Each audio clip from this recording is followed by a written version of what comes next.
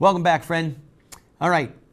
Hard times are coming, I believe it. And by the way, if they don't come, if I'm completely wrong, all right, so what? What harm is it for you to be prepared against difficult times? Guess what I don't want to use? I don't want to use my house insurance. I don't want to use my car insurance. I certainly don't want to use my life insurance. All right? But I've invested in them in case difficulties or a crisis or an accident or, God forbid, even death happens. Okay? So that my family is taken care of. My family members are okay. The most important thing, and I got to go one other place. I've got to take you on a quick trip to Detroit before we talk about water. Do you realize what has happened in the city of Detroit could begin to happen all over the country? Not just neighborhoods are abandoned. Skyscrapers are abandoned. Look at these pictures. In 1950, Detroit was the fifth largest city in the nation, all right? It was humming, baby. Anchored in the auto industry. Had 1.8 million people. With the 2010 census, 700,000 are all that live there anymore. 700,000. That's a 60% decline.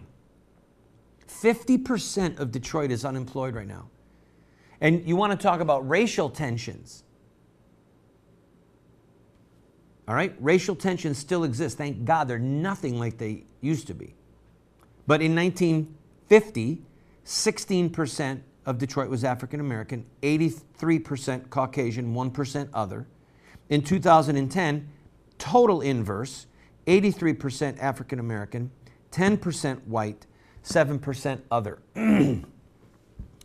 With the Rodney King verdict in Los Angeles many years ago, we saw a virtual meltdown of that city. Violence, communities burned to the ground, neighborhoods rather, people shot and killed. I had an acquaintance of mine, a good Christian man who was beaten to death, died of his injuries, who had just gone out into the street to try and bring calm and to preach Christ. Killed. This example of Detroit, if you see the pictures, it looks like a third world city. This could begin to happen all over the country as our economy continues to melt down, as the dollar continues to fade.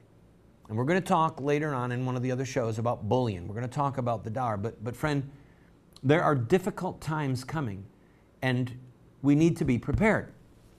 All right, so as I said in the last segment, the number one thing we need is oxygen. We're not going to pretend that oxygen could go away. Let's focus on, or if it goes away, then we're all dead, all right? If a nuke goes off, have some iodine pills that are safe for human consumption, and the air will not kill you. But after air itself, the most important thing we need to survive is water, okay? You can go days and even weeks without food, but 3-4 days, you're going to die without water. So, if you live in a city, where does your water come from? The faucet. Right. It comes from a central water supply. And if for some reason that water supply fails to deliver water, what will you do? You're looking right now at a 55-gallon drum. It comes with a couple of accoutrements. It costs about $100, okay? 55 gallons of water will get you through a tough scrape. All right? It will. It just will. To my left here is this the Big Berkey or the Royal Berkey?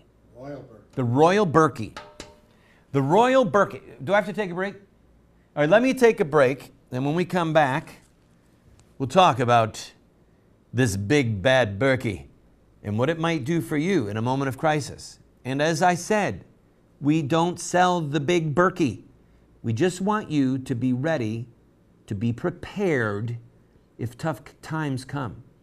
And if you take my advice on some of this, and all hell breaks loose in your community, and you or your family survive because of it, you'll thank God that you got to see this show and it provoked you to love and good works.